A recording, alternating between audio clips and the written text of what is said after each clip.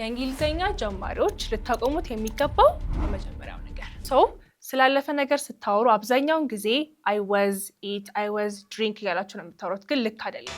እዚህ ጋር እንዳስቀመጥኩላችሁ 3 ኦፕሽኖች አላችሁ። የመጀመሪያው አደረኩኝ ስትሉ I did ወይም ደግሞ ድርጊቱን በፓስት አስቀምጣላችሁ።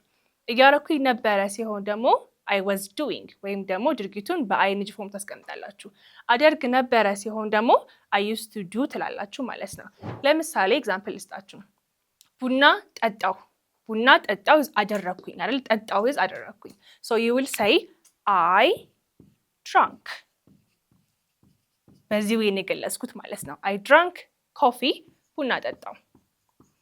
The other one ደግሞ እየጠጣው ነበር ወይም እያረኩኝ ነበረ የሚሆነው ደግሞ እንዴት ነው የሚሆነው? I ትላላችሁ good ከዛ በኋላ was doing አልነበረ በdoing ፋንታ drinking ታረጉታላችሁ። I was drinking coffee ትላላችሁ ማለት ነው። ቡና እየጠጣው ነበረ።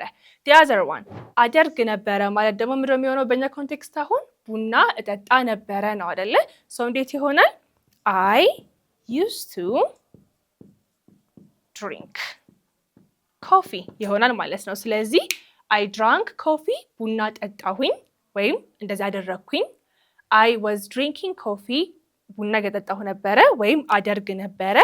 ሌላኛው ደግሞ አደርግ ነበረ በፊት እንደዚህ አደርግ ነበር ስትሉ ደግሞ እንዴት ነው የምትሉት? I used to drink coffee used to drink ይሆናል ማለት ነው። ሶ አደረኩኝ እያረኩኝ ነበረና አደርግ ነበረ በዚህ ወይ ነው የምትናገሩት ማለት ነው። እሺ ይሄን በደንብ ከገባችሁ ለእናንተ ደግሞ ሆምወርክ አለ። ኦኬ ሶ ምሳ እየበላው ነበረ ስትሉ I ate lunch ነው I was eating lunch ነው ወይስ I used to eat lunch ነው የምትሉት? A I ate lunch፣ B I was eating lunch፣ C ደግሞ I used to eat lunch የትኛው ነው? ኮሜንት ላይ አስቀምጡልኝ። ባይ